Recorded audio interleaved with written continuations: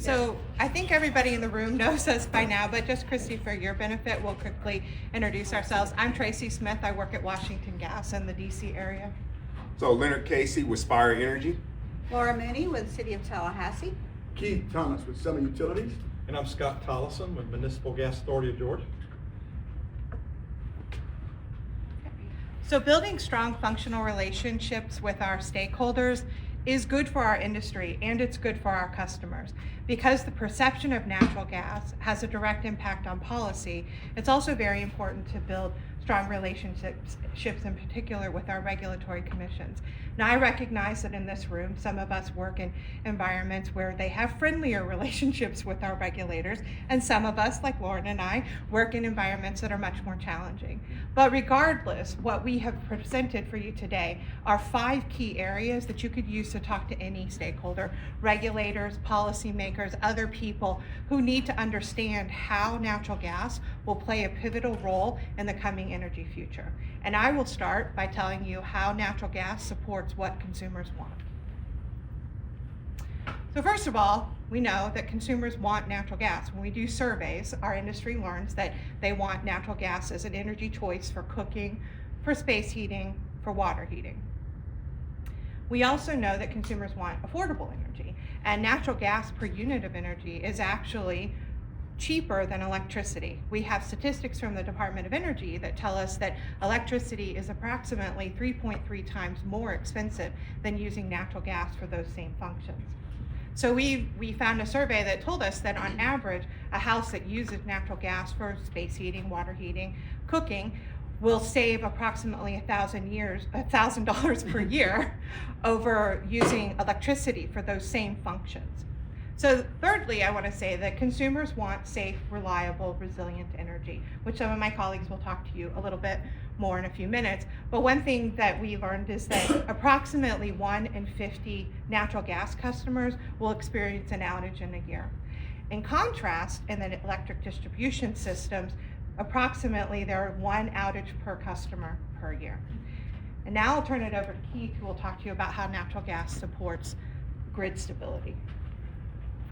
So, thank you, Tracy. One of the things that, we sit up here and we talk about how, we have to, as you stated earlier, the natural gas industry has to defend itself. We're going to be here. We're part of it. We're part of the solution of the energy future. So I wanted to talk about how we support energy power generation. Approximately 43% of the grid we help is supplied, generation is supplied by natural gas. We are also growing. While we know there are wind and solar also building up, we're building natural gas power plants this year, next year. We have kind of an abundant supply, almost 80 plus years of a supply of natural gas available to use in the future. So we're really not going anywhere. Our infrastructure allows us to support the grid, while other renewables may be increasing in scalability. Our industry allows us to support the gas industry the electric industry on peak demand days. Solar and wind, they give a constant supply of energy to the grid. But natural gas, when it's really cold, I think January of 2024, when we supplied 62% of the energy consumed, because we were able to supply the electric grid during peak demand times. And that's something right now that can't be supplied by wind and solar. So natural gas industry is also stable, reliable. All the things we know is necessary for a diversified platform. It's one of the primary sources of U.S. energy. Over 30%, more around 36% of U.S. energy is supplied by natural gas. We also wanted the benefits of it in our homes. We also look forward to using residential consumption. People use gas in residential consumption about 47% of the time. For commercial use, it's really about 37% of the time. So we're used to it. We enjoy it. It's part of our day-to-day lives. It's not going away. So what do we need to do, to convince people that it's something that we need to be proud of? So we're not a perfect industry. We're not without our challenges. Some of the things we need to do, which we heard earlier on in some of our teachings, we are always not on the same page. transmission, midstream, LDCs, and distribution. We don't always have what we want aligned. So when we go talk to our regulators and state politicians, we don't really care if LDCs are struggling. We don't care if midstream has issues, because it has nothing to do with us. What do we do when it really doesn't put us out that much to really support the other industries? The electric industry has that. They stand, they fight, they're all on the same page together. We need to find a way to find common ground to be on the same page when we're talking to people.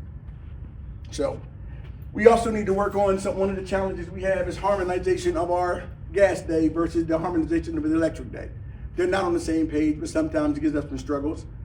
Scott knows about that a little more, and it's one of the things that we want you to do it our way, we want you to do it your way, and it's tough sometimes, but we need to work through some of those things.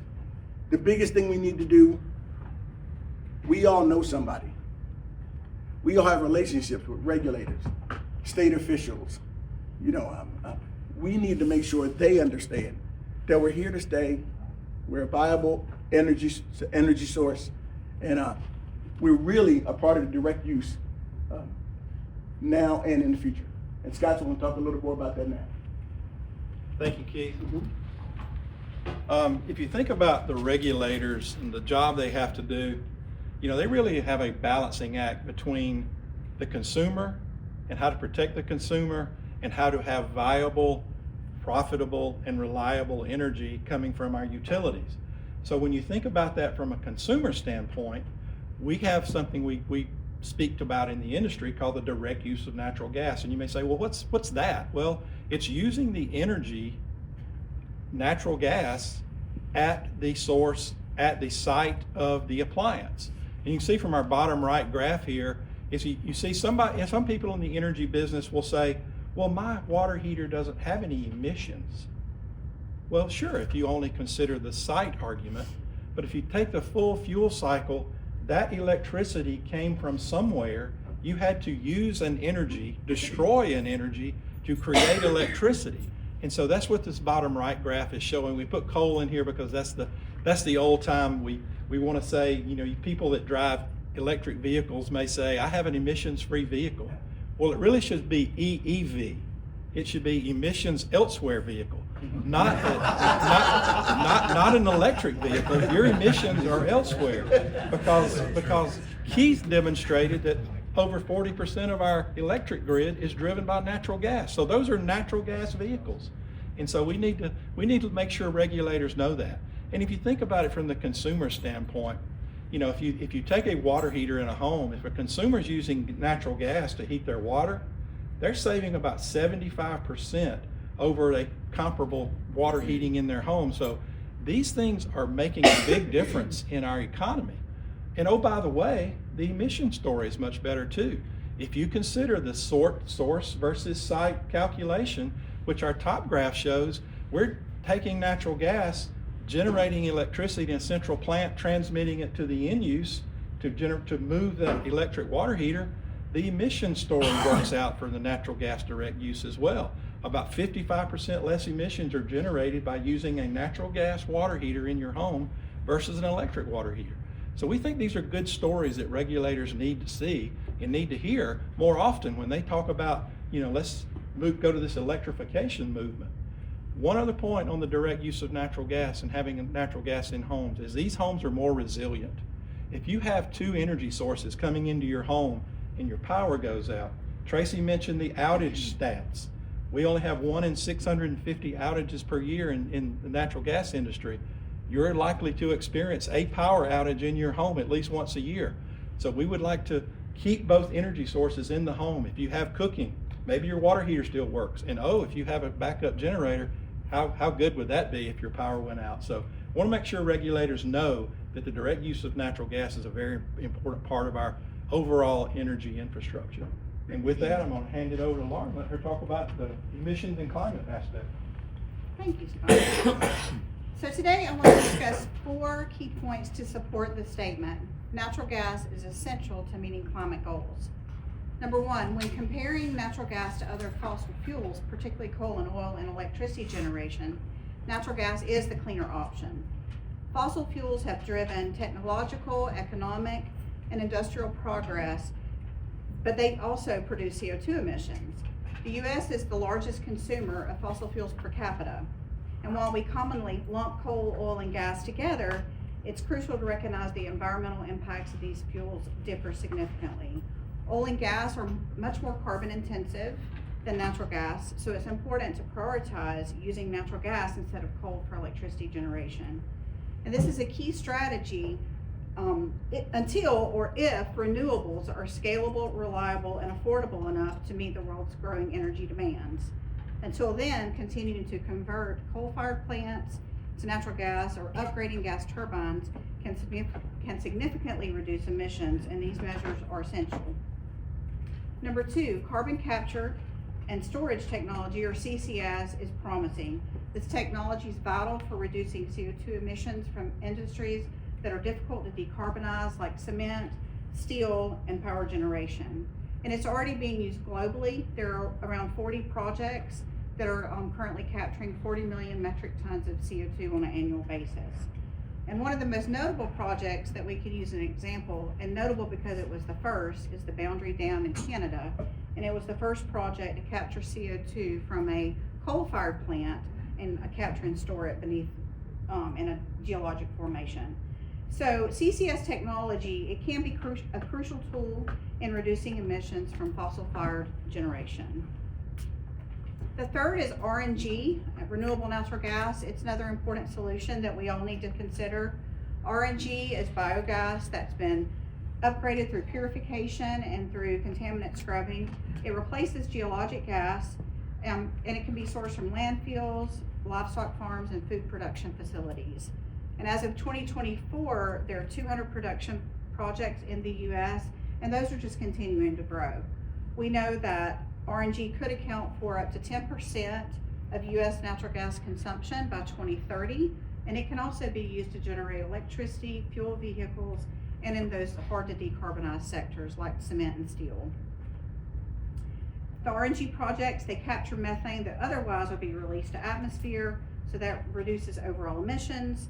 And the leading benefit of RNG is that it can be transported through our existing natural gas infrastructure, making it efficient and impactful. The fourth is advanced leak detection technology, and this is a critical focus area. Every part of the natural gas value chain must prioritize an effective leak detection strategy. If we collectively adopt a keep it in the pipe and a find it and fix it approach to address the unintentional leaks and the fugitive emissions in our systems ahead of the regulatory timeframes, we can improve natural gas's role as a cleaner alternative to coal and oil.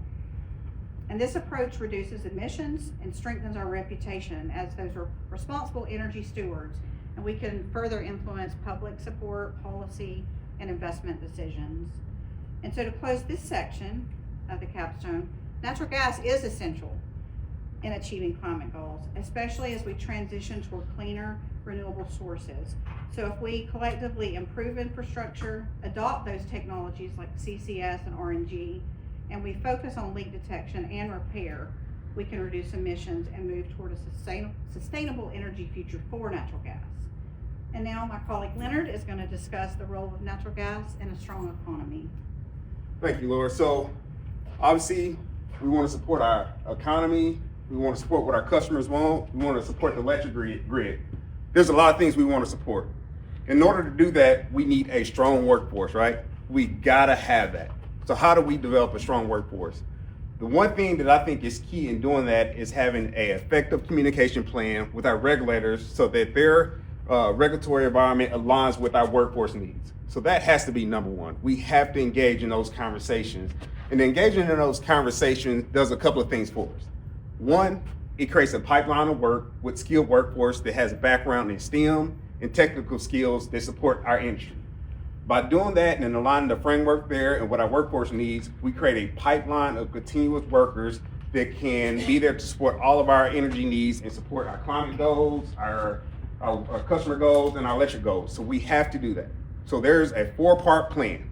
4 parts, very simple, 4 parts that is an action plan that I need for everyone in this room to take back and do with their companies. So I'm gonna pick on a couple of folks. Judge, you're looking all sharp today, you're in a nice suit there, so I'm gonna pick on you today. So, Do you know who your key regulators are in your regulatory environment? Do you know what their priorities are? Political party? Priorities. Oh, priority. Yes, sir. Yes. Well, you're a better man than I am. I can tell you that because I did not know. So I knew who my key stakeholders are within the regulatory environment, but I didn't know what their priorities were. So that's one thing. That's a takeaway. Takeaway number one for you all: go back. Who are your key stakeholders in your regulatory environment? You have to know who they are. Secondly, you have to know what their priorities are. Why is that important? Because you have to align your message, which is our third key. You have to align your message with their priorities. So no matter how great you think natural gas is, if you don't understand how to align that with what they have going on in their agendas, they will not hear you. They will not listen. So 1, know who your key stakeholders are. 2, know what their priorities are. 3, you must align your message with that. So in aligning your message with their priorities, you also have to understand how do they want to present it to you. Is it a presentation? Do you have to go meet with them at a forum or a meeting, off-site at a lunch? How do they want to be communicated to? So that's part of that third part. The final part of it, you have to readjust your message as the climate changes around you. So whether we got the political environment that's going on, whether there's things in your particular area that might be going on, you have to align and adjust your message constantly. So it's not a still thing, a 5-year plan, 20-year plan. It is sometimes a week-to-week, a day-to-day plan that you need to adjust. So it's a constant adjustment that you must be actively doing. So that 4-part plan will develop a workforce that is aligned with our regulatory environments and ultimately sustain our business. Because obviously we have a lot of changes. We have a lot of retirements going on. We have a lot of capital investment going on. We have to have the workforce to sustain that. And in doing that, it ultimately creates a strong economy for us. So 4-part plan, take that back with you. We're going to create a strong pipeline of skilled workforce that is going to prepare to propel our industry into the future. And we're going to be ready to serve our customers, the climate changes, the grid support, and we're always going to be there to support what our customers want, which is natural gas. Because why? Natural gas is awesome. And Mr. Scott is going to tell you why natural gas is so awesome. So. It's no doubt, Leonard. It is awesome. Thank you. Thank you. As we close out here, we thought it was important to have some resources available to our group. One of the things I want to encourage you to is we've thrown a lot of stats at you, a lot of very positive, convicted statements. We want you to go check us out. Say, hey, do a fact check on us. Go to these resources. Our group's going to pass out some takeaway cards here with these resources in our overall global theme. But as we get through this, I think the most used and overused phrase we've had in the last decade or so is something called follow the science. Can anybody tell me if coffee is good for me today or not? 5 years ago it was bad, now it was good, now it's bad. Is it good again? Who knows? So follow the science. And so we put a lot of things we would say are science in front of you today. And when you get into the electrification or electrify everything movement, we would ask your regulators to put those guys under the same scrutiny. We believe their math doesn't add up. So you ask the typical consumer, where does electricity come from? They'll find a receptacle and go, it comes from right there.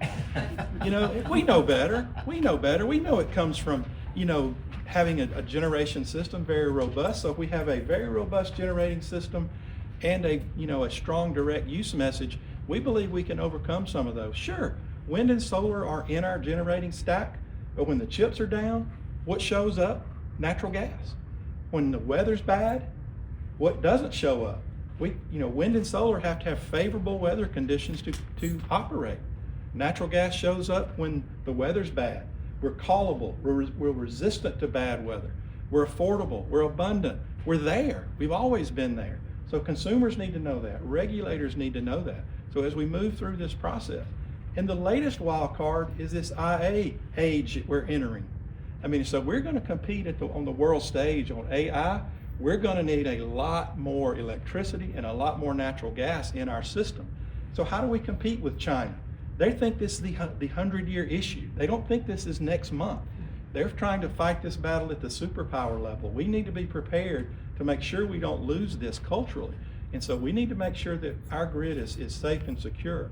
Right now, we're looking at a data center that needs 3 gigawatts of electricity. And that may not mean anything to people in the electric business, in the gas business, but that's 6 nuclear reactors on one site for a data center. So that's some perspective for you. China's building 70 gigawatts of coal-fired generation right now. They're not worried about our emission story. They're building coal-fired plants. So the next thing we're doing is competing on the world stage in this AI front. You know, as we talk to our regulators, we need to ask them as nicely as we can, you guys need to give up on this myth that fossil fuels cannot and will not be a part of our electric generating mix and will not be in our homes. Because, just a final food for thought, for every 20,000 water heaters that are on a system in the United States, that's 100 megawatts of electric generation is not required. That power can be used to generate things that we can do for our economy outside of running our hot water in our homes. So just want to make sure that that message is out through our regulators and our customers. Thank you, and we'll take your questions if you have any.